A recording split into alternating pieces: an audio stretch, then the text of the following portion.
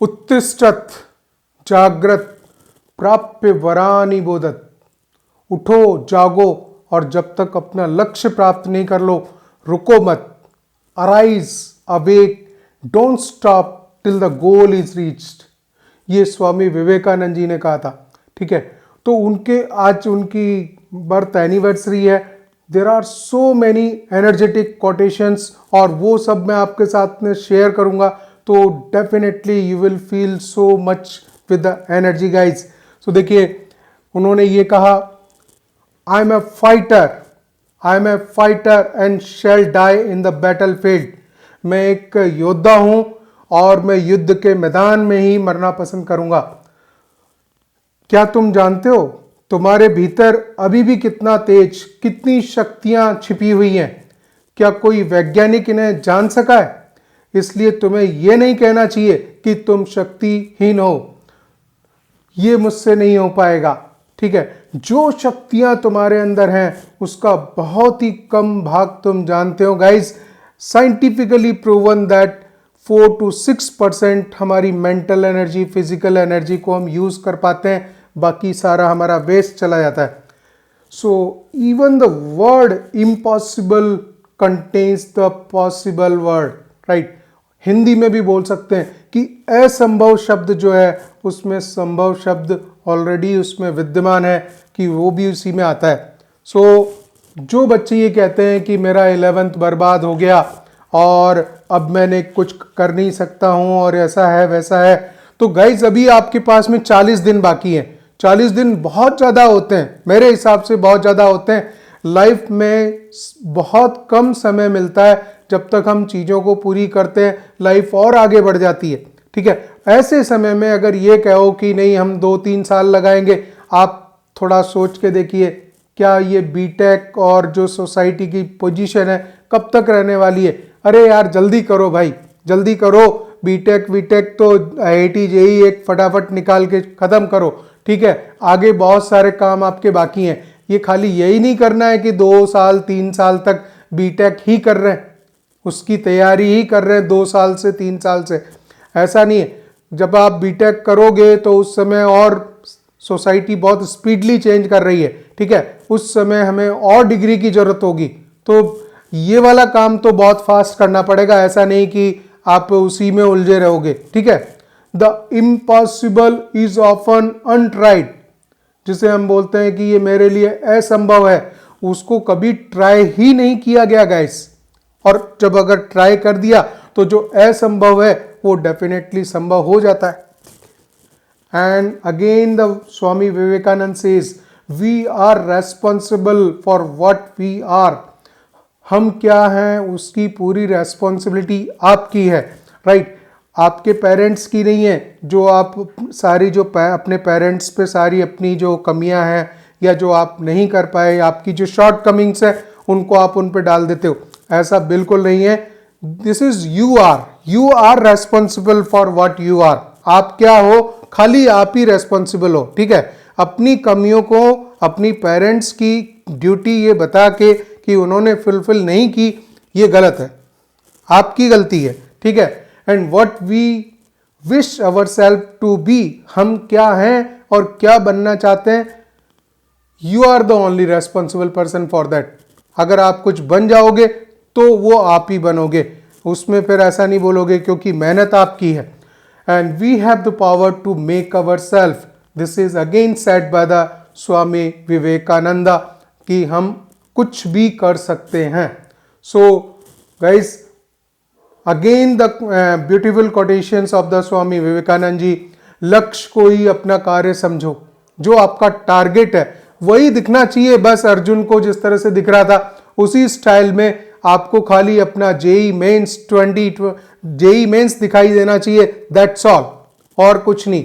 खाली पढ़ना सोना। अगर आप इस तरह से इस टारगेट पे इस तरह से काम करेंगे, definitely you will get the success guys. ठीक है, लक्ष्य को ही अपना जीवन कार्य समझो। हर समय उसी का चिंतन करो, उसी का सपना देखो और उसी के सहारे जिंदा रहो। बस खाली वही 24 घंटे अगर वही चीज चलाओगे, 40 दिन क्या आराम से जेई मेंस तो एक झटके में निकल जाएगा।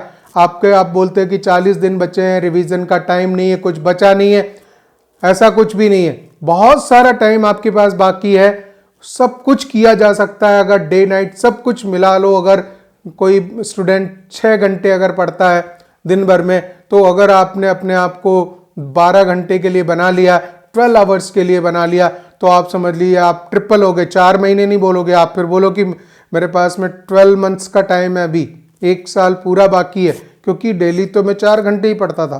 ठीक है, so we have the lot of time guys, and whatever you do guys, whatever you do, devote your whole mind, heart and soul into it। अगर सब तीनों को चीजों को मर्ज कर देंगे, फिर कुछ इम्पॉसिबल जैसी चीज नहीं है।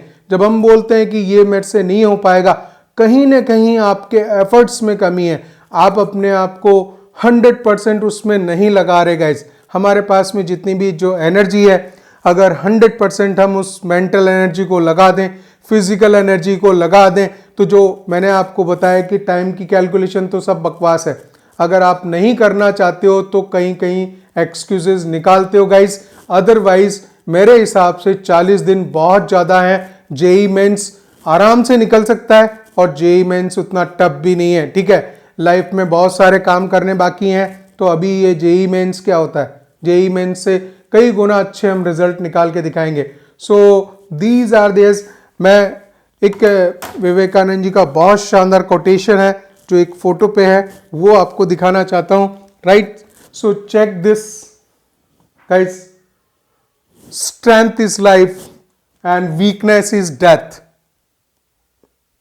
Strength is life, weakness is death. अगर आप किसी तरह की अगर वीकनेस दिखाते हैं तो बिल्कुल वो मौत के समान है। आप समझ लो आप जिंदा नहीं हो, आप मर चुके हो। ठीक है, सो गाइज ये जो चीजें हैं, आपको जो एक्सक्यूजेस देते हैं बहुत सारे बच्चे कि हम नहीं कर पाएंगे, 11th हमारा बर्बाद हो गया है, अब हम क्या करें, और दूसरी बातें मेरे को कोचिंग ढंग से नहीं मिली, या इस साल में कोचिंग नहीं ले पाया। कोचिंग क्या, बहुत पहले, अभी 50 साल से आईआईटी जेईई चल रहा है। अभी कोचिंग कब से चालू हुआ, उससे पहले बच्चे बहुत टफ आईआईटी जेईई का एग्जाम होता था गाइज, वो सब देते थे। कैसे देते थे? बिना कोचिंग के। मेरे टाइम में तो बुक्स अवेलेबल नहीं थी ढंग से। जब हम लोग पढ़ाई करते थे आईआईटी जेईई के कंपटीशन की बुक्स नहीं थी, ऑब्जेक्टिव क्वेश्चंस अवेलेबल नहीं होते थे। आज आपके पास में सब कुछ है, उसके बावजूद आप एक्सक्यूजेस देते रहते हो, ये वो। अगर आप समझ लीजिए आप टीचर से अननेसेसरी बातें पूछ रहे हैं, अगर उसने पूरा आपको कंटेंट दे दिया, सो गाइस 70% रेस्पॉन्सिबिलिटी आपकी बनती है कुछ करने की, 30% टीचर की होती है, अगर आप आईआईटी जेईई में क्वालिफाई करना चाहते हैं तो। अदरवाइज नहीं करना चाहते हो तो फिर आप तरह तरह के एक्सक्यूजेस दे दो, सर थ्योरी दे दो, थ्योरी दे दी तो है सर, हमें थ्योरी नहीं, हैंड रिटन नोट्स चाहिए, हैंड रिटन। ये सब एक्सक्यूजेस हैं, ये वो बातें करते हैं सारे बच्चे जिनको आईआईटी जेईई में सिलेक्शन लेना ही नहीं है।